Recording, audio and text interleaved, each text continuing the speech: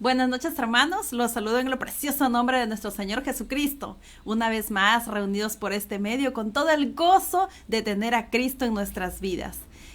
Voy a invitarlos ahora, ¿no? A que todos podamos unirnos en un mismo sentir y vamos a adorar al Señor unos momentos y luego ya empezamos con la prédica de este día.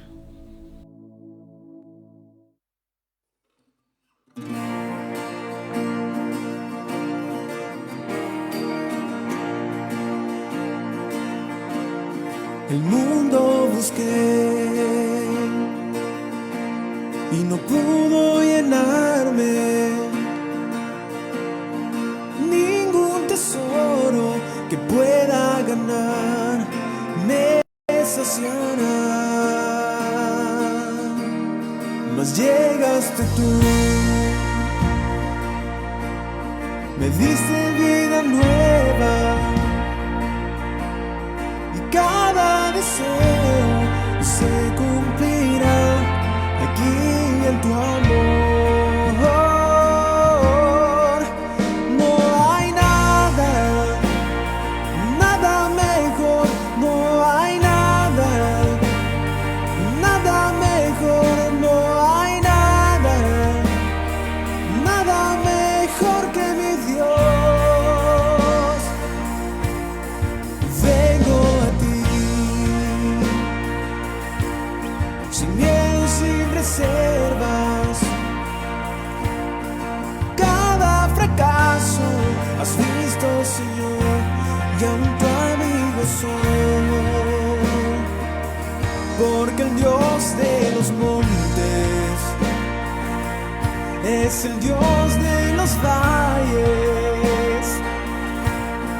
No hay lugar que me pueda alejar de tu gracia y amor. No hay nada, nada mejor. No hay nada, nada mejor. No hay nada, nada mejor que mi Dios.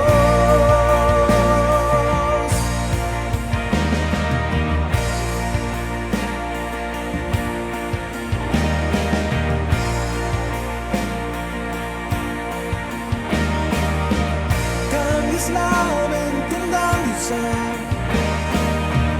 de cenizas tras vida,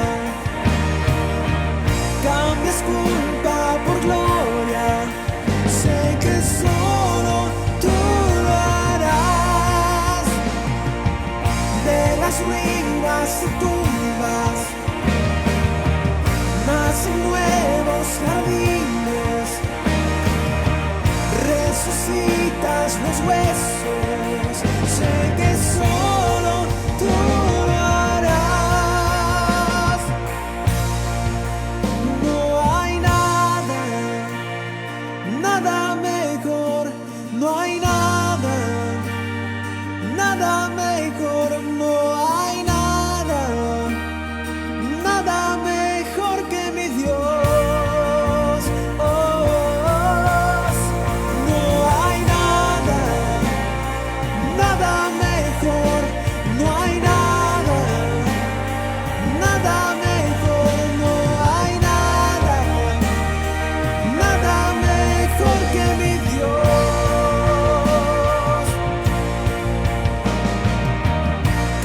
La venganza de cenizas tras vida, cambias culpa por gloria. Sé que solo tú lo harás. De las ruinas y tumbas nacen nuevos jardines. Resucitas los huesos, sé que solo tú lo harás. Sé que solo tú lo harás. Sé que solo tú lo harás.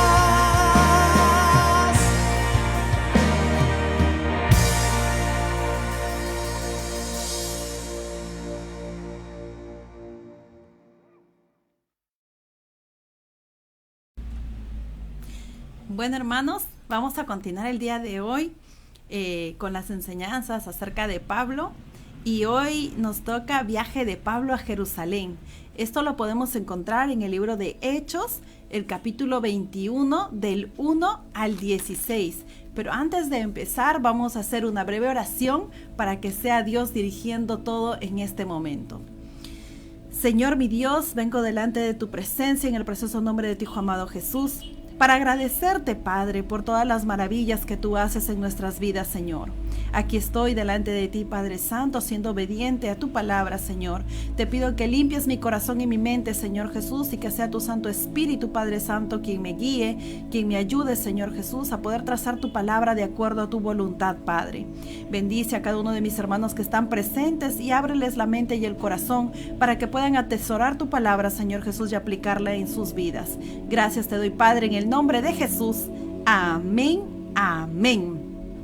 Bueno, vamos a empezar la prédica de esta noche haciendo un pequeño recuento de este maravilloso libro de los Hechos y poder de esta manera ubicarnos hasta donde estamos ahora. El libro de los Hechos empezó con la ascensión de Jesús, ¿no?, al lado de su Padre. Y él les dijo a sus discípulos que oraran para que puedan recibir a aquel que él iba a enviar, que era el Consolador, el Espíritu Santo. Y pues cuando sus discípulos estaban orando, ellos fueron llenos con el Espíritu Santo y en ese mismo momento Pedro empezó a predicar la palabra de Dios con denuedo y se convirtieron 3,000 personas en ese día. Luego en otra predicación se convirtieron 5,000 personas y más adelante la Biblia ya no muestra el registro de la cantidad, sino que dice que se convirtieron muchas personas, fueron salvas por medio de la evangelización y la prédica del evangelio. Y más adelante dice que hubo una gran necesidad, ¿no? Y para esa necesidad se levantaron 3 personas, específicamente diáconos, para que pudieran ayudar a las necesidades de la iglesia y guiarlas de una manera más acertada, ¿no?, más organizada. Luego dice que entre esos diáconos se encontraba Esteban, ¿no? Esteban, el que muere y se pasa a convertir en el primer mártir de la historia del cristianismo.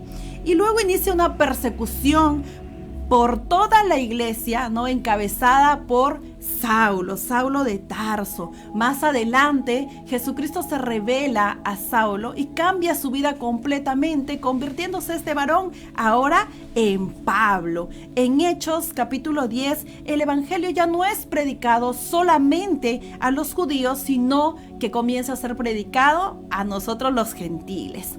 Pablo inicia con Bernabé los viajes misioneros.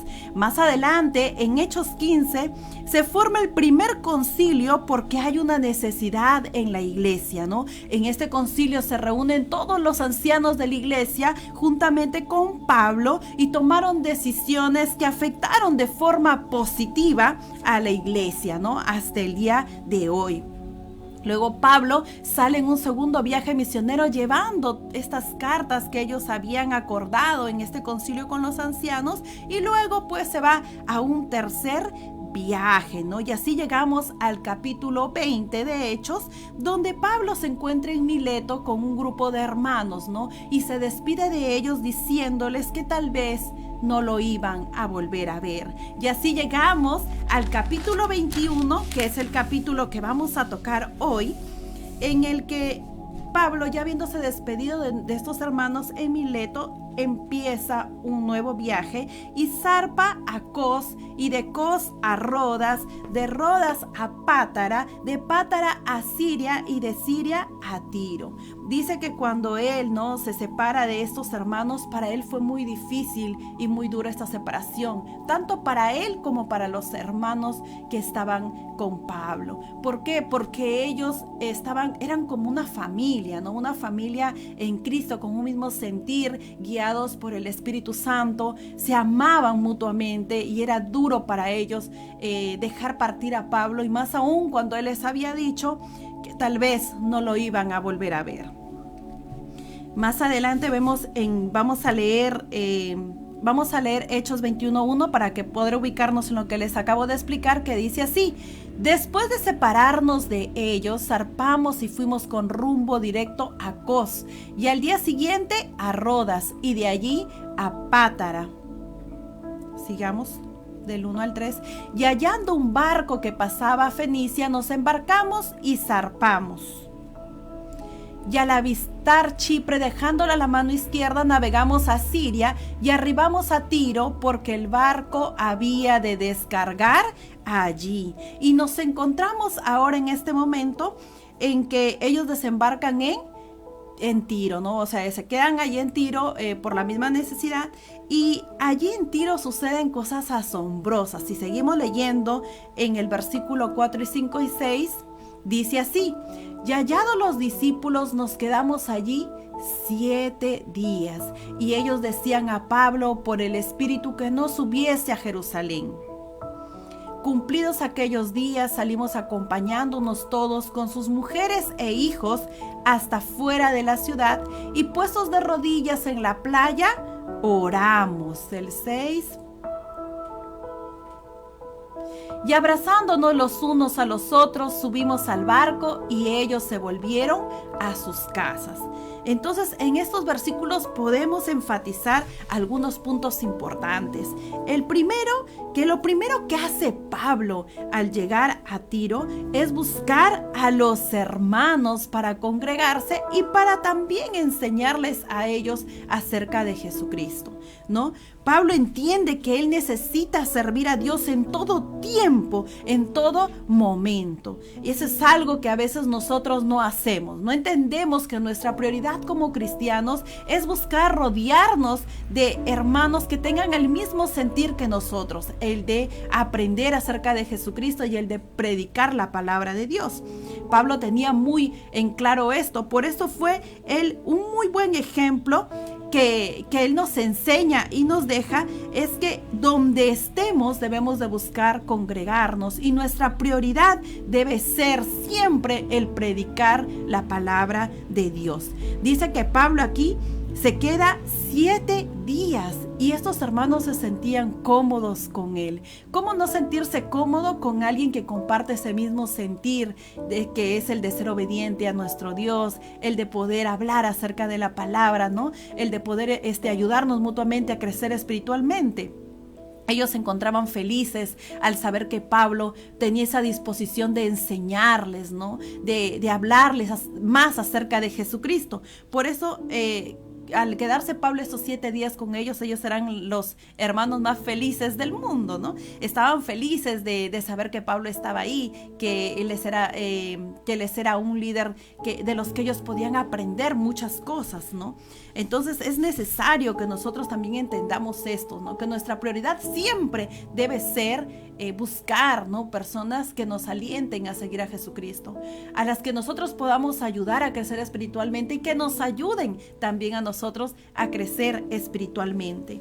Dice que ellos le decían, guiados por el Espíritu Santo, que no subiesen a Jerusalén, pero lo que ellos no entendían es que Pablo estaba ligado al Espíritu Santo de Dios. Tal vez ellos humanamente querían cuidar y proteger a Pablo de cualquier cosa, ¿no? que le pudiera suceder en Jerusalén, pero ellos no entendían que Pablo siempre iba a ser obediente a la voz de Dios. ¿Cuántas veces nosotros somos obedientes a la voz de Dios? A veces ni siquiera tenemos la sensibilidad de poder escuchar al Espíritu Santo y de poder serle obediente a lo que Él nos pida. Muchas veces Dios nos habla a través de su Espíritu Santo y nos dice, no, haz esto o haz aquello, pero nuestros oídos espirituales están tan tapados que no lo oímos. Es necesario que nosotros podamos despertar y agudizar esos sentidos espirituales para poder escuchar la voz de Dios, como lo hacía Pablo, que nunca temió, ¿no? Y a pesar del pedido de estos hermanos de decirle que no fuera a Jerusalén, él sabía cuál era su llamado y su propósito, y no tenía ningún temor de enfrentar cualquier cosa que pudiera venir. Ahora, Los hermanos amaban a Pablo, ¿no? Y tal vez por esto le pedían esto, ¿no? Pero aún así, ¿no? Ellos respetaron la decisión de él y dice que junto con las mujeres, los hijos, todos fueron hasta las afueras de la ciudad a despedir a Pablo, ¿no? Y se arrodillaron ahí a la orilla del mar y oraron todos juntos y se abrazaron y se despidieron de él, ¿no? Ese amor genuino que había en la iglesia, ¿no? En esta iglesia primitiva debe de haber también en nosotros, los creyentes, los hijos de Dios, la familia que somos en Cristo Jesús, porque formamos parte de un mismo cuerpo, ¿no? Que es el cuerpo de Jesucristo. Si nos vamos a leer Salmos 133, nos dice lo siguiente, ¿no? Mirad cuán bueno y cuán delicioso es habitar los hermanos juntos en armonía, ¿no? Muchas veces anteriormente teníamos la facilidad de poder ir a la iglesia, de poder acercarnos a nuestros hermanos, de poder compartir y conversar con ellos, ¿no?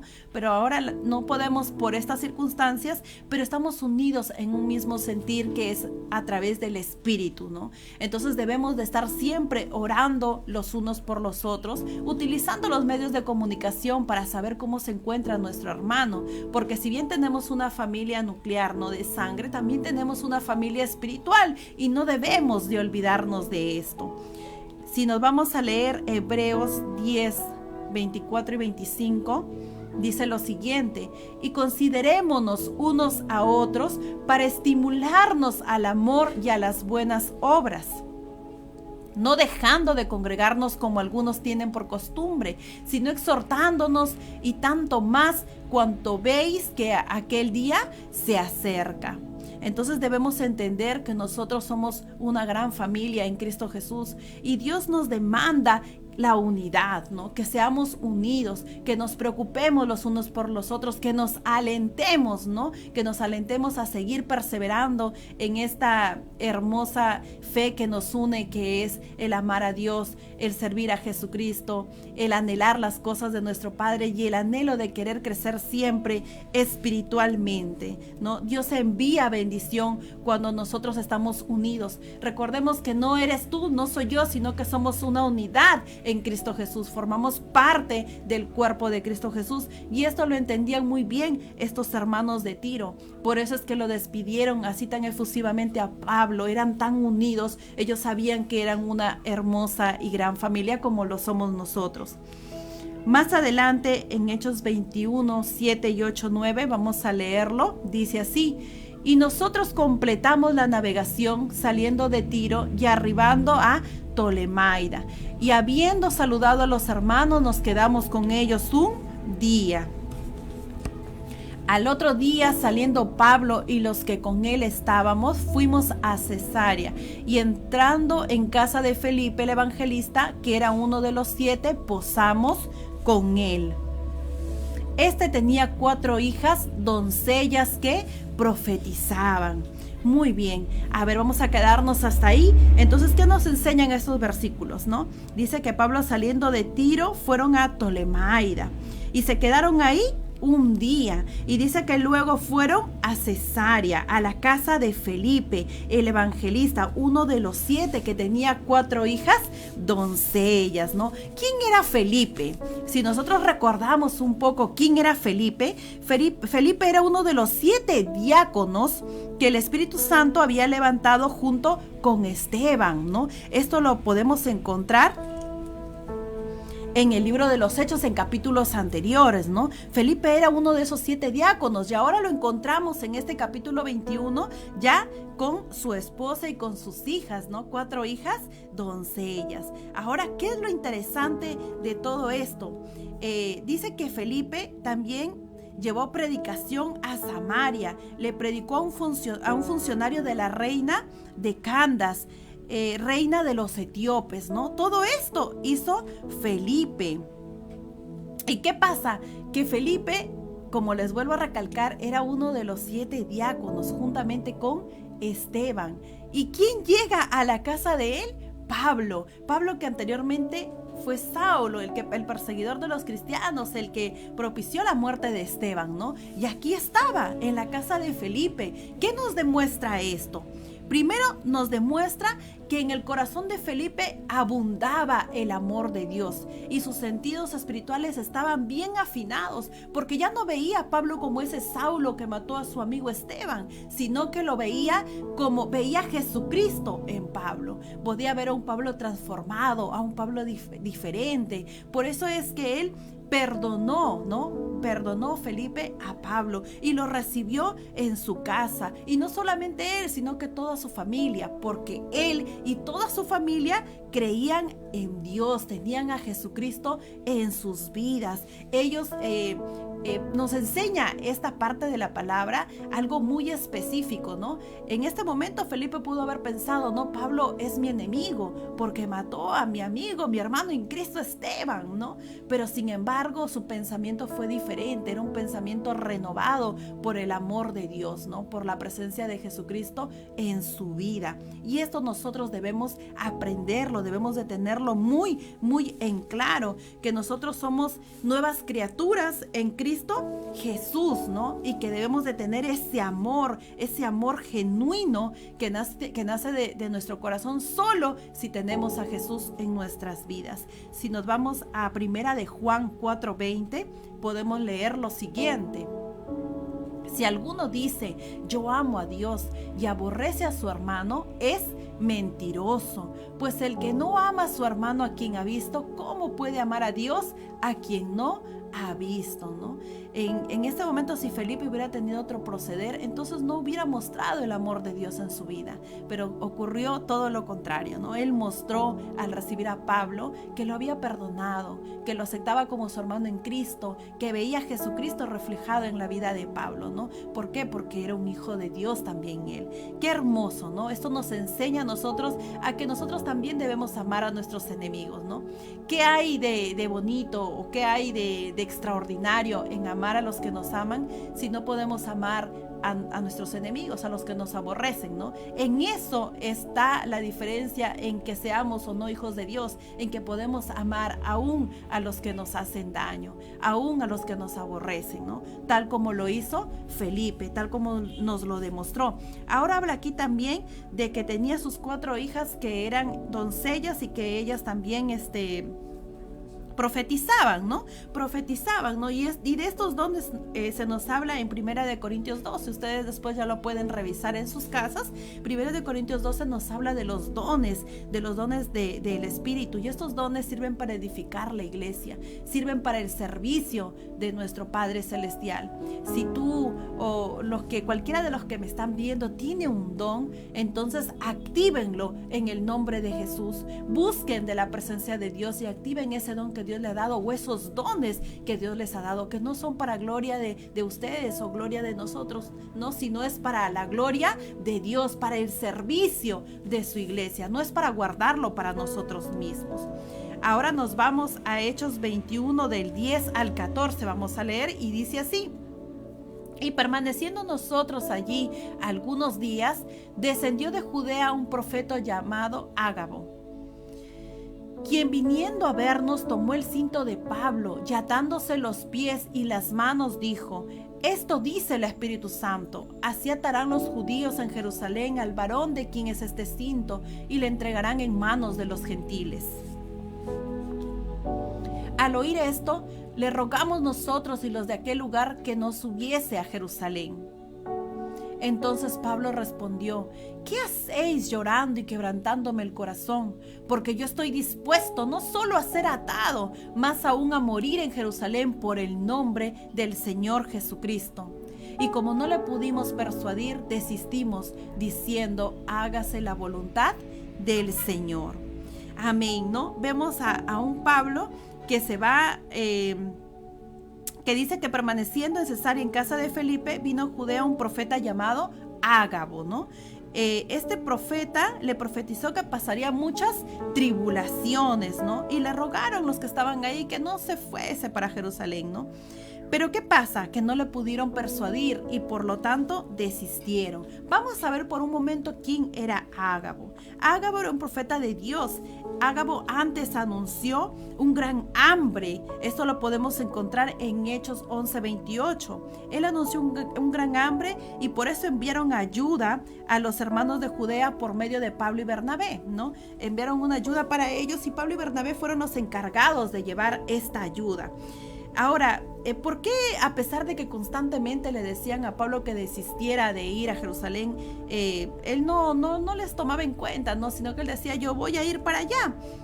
Porque ya desde capítulos anteriores el Espíritu Santo ya lo había preparado a Pablo para todo lo que él iba a atravesar. Él sabía lo que le esperaba, ¿no? Pero él estaba decidido a seguir y hacer la voluntad de Dios, aunque esto le costara la vida. Si podemos recalcar el verso 13, vamos a volver a leer este verso 13 que dice lo siguiente. Entonces Pablo respondió, ¿qué hacéis llorando y quebrantándome el corazón? Porque yo estoy dispuesto no solo a ser atado, mas aún a morir en Jerusalén por el nombre del Señor Jesús. Qué tremendas estas palabras de Pablo. De verdad, cada vez que yo leo esto siento más admiración por este siervo y más admiración por conocer, más anhelo de conocer a Jesús, de tener una comunión más íntima con Él.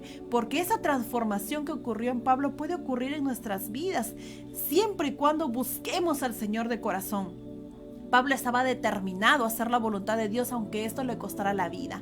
¿Cuántos de nosotros tenemos esa determinación, estamos decididos a servir a Dios, aunque eso nos cueste la vida? ¿Cuántos ahora de nosotros hemos sido de repente con una llamada, ¿no? Alguien se nos ha acercado a pedirnos auxilio, a pedirnos una palabra de aliento, una oración, y tal vez nos hemos detenido y no hemos avanzado por temor, cuando para eso fuimos llamados porque somos soldados de Jesucristo, como lo fue Pablo. Somos llamados para predicar el evangelio, para enfrentar nuestros temores por amor a Jesucristo y para aún dar nuestras vidas por servir a nuestro Padre. ¿Qué es mejor? ¿Morir sirviendo a nuestro Padre o quedarnos en nuestra casa y que de repente ahí nos puedan pasar muchas cosas y no estar haciendo nada? Lo mejor es servir a nuestro Dios, tener esa actitud que tuvo Pablo, aún no que él desestimó su vida por servir al Señor, aunque esto le costara, ¿no? Su vida, ¿no? Esa es la actitud que debemos de tener nosotros los hijos de Dios, aún en estos tiempos difíciles. Es en estos momentos en cuando realmente debemos de levantarnos como esos soldados de Jesucristo que somos, tomar la armadura que Dios nos dio y tener esa actitud que tuvo Pablo. Ahora si nos vamos a Hechos 21, 15 y 16, vamos a leerlo. Dice, después de esos días, hechos ya los preparativos, subimos a Jerusalén. Y vinieron también con nosotros de Cesarea algunos de los discípulos, trayendo consigo a uno llamado Mnasón de Chipre, discípulo antiguo con quien nos hospedaríamos. Entonces, ¿qué pasa? Nos siguen ocurriendo muchos más sucesos, ¿no? Entonces dice, después de esos días hechos los preparativos. ¿Qué preparativos? Nosotros sabemos que desde capítulos anteriores en Hechos, Pablo dice que venía recolectando ofrendas, ¿no? De todas las iglesias para llevarlas a Jerusalén. ¿Y de qué otros preparativos se refiere? Se refiere a los preparativos internos que hacía Pablo, ¿no? Pablo buscaba constantemente la presencia de Dios en oración, en ayuno, sirviendo, ¿no? A los demás. Entonces él se preparaba física y emocionalmente para cualquier cosa que le pudiera venir, porque él sabía que su confianza estaba puesta en Jesucristo y que su vida estaba en manos de Dios. A esos preparativos se refiere. Luego dice que vinieron de Cesarea algunos discípulos también, Mnasón de Chipre, dice, ¿no? También con él vino este varón. ¿Por qué? Porque también se unió a este grupo, ¿no? Y juntamente con Pablo siguieron esa travesía, ese camino, aún Pablo sabiendo que lo iba a llevar a... De repente, o sea, que ya le habían venido anunciando y predicando, ¿no? Que no la iba a pasar bien. Él seguía, ¿no? Teniendo esa confianza en el Señor y seguía con esa decisión firme de servirle al Señor, ¿no? Con todos los que le acompañasen, ¿no? Y seguía con esa actitud de predicar el evangelio, de enseñarles a otros de Jesucristo y de seguir adelante, pase lo que pase. Esa es la actitud que tenemos que tener cada uno de nosotros. Les aliento, hermanos, primero a no olvidar que somos y formamos parte del cuerpo de Jesucristo, y por lo tanto Dios nos pide unidad. No olvidemos eso, debemos de estar unidos siempre en el Señor.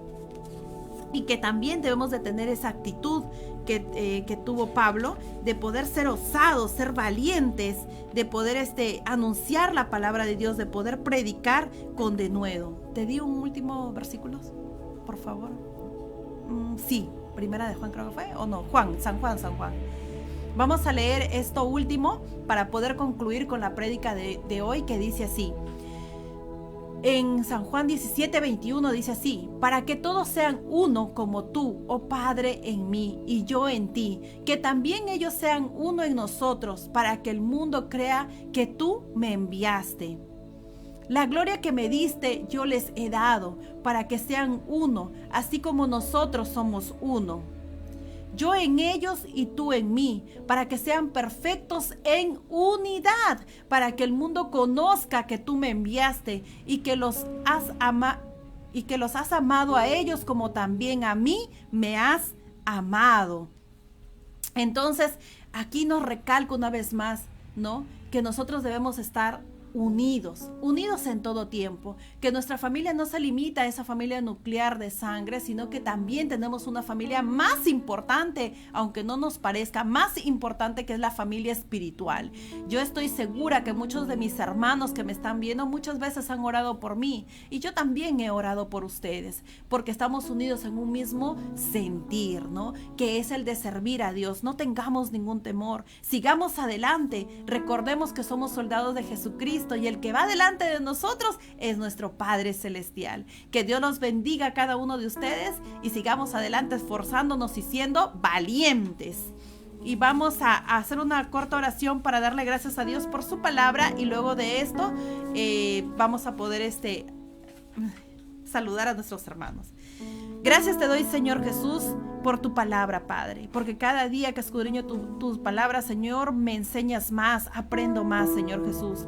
Ayúdanos, Padre Santo, bendito Dios, a tomar todos estos buenos ejemplos y aplicarlos en nuestras vidas, Señor. Ayúdanos a buscar tu presencia para que nuestros sentidos espirituales sean agudizados y poder escuchar tu voz cada vez que tú nos hables, Señor. Ayuda a cada uno de mis hermanos, Señor Jesús. Al que esté triste, ponle paz en su corazón. Al que esté enfermo, devuélvele la salud, Padre Santo. Dale sanidad, Padre Santo. Al que esté, Padre Santo, bendito Dios, gozoso, dale más gozo, Señor. Al que tenga ese ánimo de predicar tu palabra, ayúdalo, Señor, y dale entendimiento y facilidad de palabras para que llegue a tantas vidas, Señor. Ayúdanos a cada uno de nosotros, Padre, a permanecer en unidad como tú, Padre Santo, bendito Dios, nos has enseñado, Señor Jesús, y que tu amor siempre sobreabunde en nuestras vidas. Gracias, Padre, Hijo y Espíritu Santo.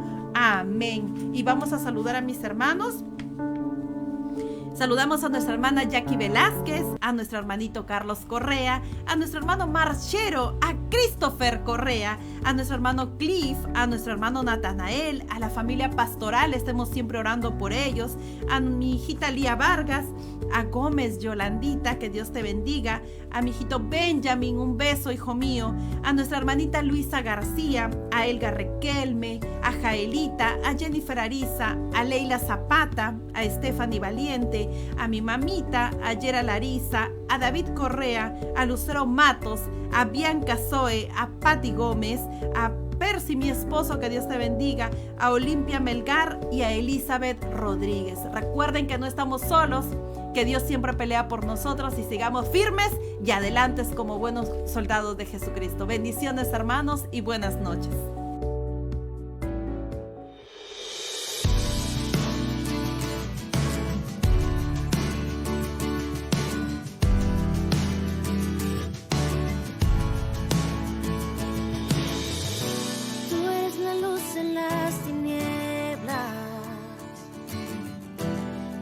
Respuesta en la aflicción, tú eres la calma en la tormenta, eres la esperanza en el dolor, y yo no temeré, tu voz escucharé, mi espada siempre es tu verdad. nombre vence las tinieblas, libra al cautivo, trae misericordia al perdido.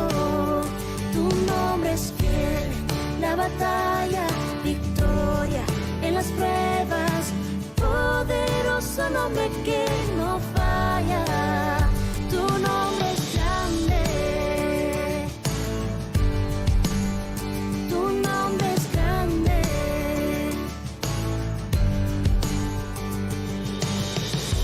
Sé que tu palabra nunca falla,